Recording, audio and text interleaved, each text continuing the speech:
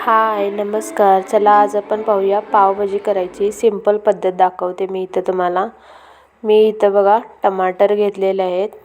टमाटर आपण बारीक कट करून घ्यायचे. 4-5 टमाटर मी इथं कट करून घेतलेले आहेत बारीक.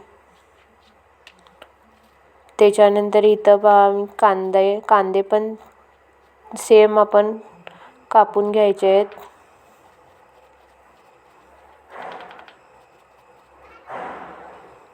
आता अशा पद्धतीने मी 4-5 कांदे कापून घेतले.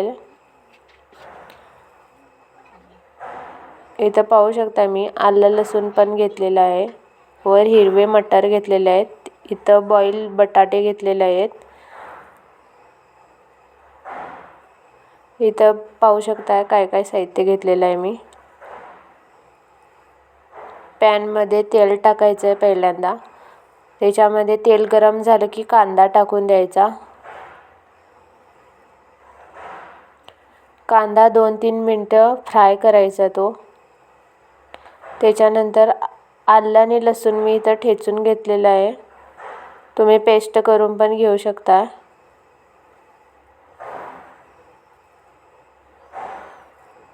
त्याच्यानंतर इथं बारीक चिरलेले टमाटर टाकत आहे मी.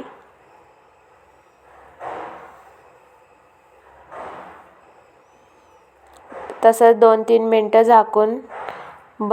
झाकण ठेवून बंद करून टमाटर आणि कांदा शिजू द्यायचा आहे. टमाटर आणि कांदा मऊ झाला की त्याच्यामध्ये थोडंसं चवीनुसार मीठ टाकायचं आहे. त्याच्यानंतर हळद चमचभर टाकायची आहे. त्याच्यानंतर इथे मी हिरवे वाटाणे जे बॉईल करून घेतलेले आहेत ते टाकलेलं आहे 1 वाटी. तुम्ही याच्यामध्ये कोणत्याही भाज्या ॲड करू शकता तुमच्या आवडीप्रमाणे. इथं मी लाल तिखट टाकलेलं आहे मसालावालं.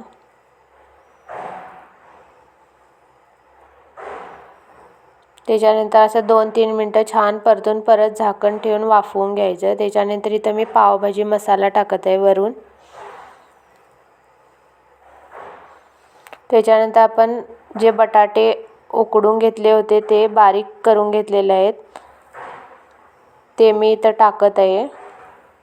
त्याच्यानंतर इथं स्मॅशरच्या साहाय्याने बघा असं बटाटे मिक्स करून घ्यायचे आहेत. बटाट्याच्या फोडी राहिलेल्या बऱ्या. त्याच्यानंतर इथं पाणी टाकायचं. गरम पाणी ॲड करायचं. जसं आपल्याला पाहिजे तसं पाणी ॲड करायचं. दाट पातळ आपण हवं तसं पाणी ॲड करू शकतो. नंतर इथं पाहू शकता 2 मिनटं झाकण ठेवून परत शिजू द्यायचं. नंतर इथं तवा ठेवलेला आहे मी. त्याच्यावर 1 चमच तूप टाकलेलं आहे. ते पण आपण पाव भाजायसाठी तूप टाकून घ्यायचं आहे. त्याच्यानंतर पावला पण वरून असं तूप लावायचं आणि पाव छान असे भाजून घ्यायचे आहेत.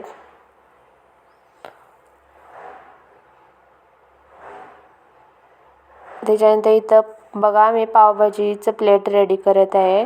आपली पावभाजी तयार आहे इथं. अशा पद्धतीने एकदा पावभाजी करून बघा. साधी आणि सिंपल पद्धत आहे. आवडल्यास नक्की लाईक शेअर करा.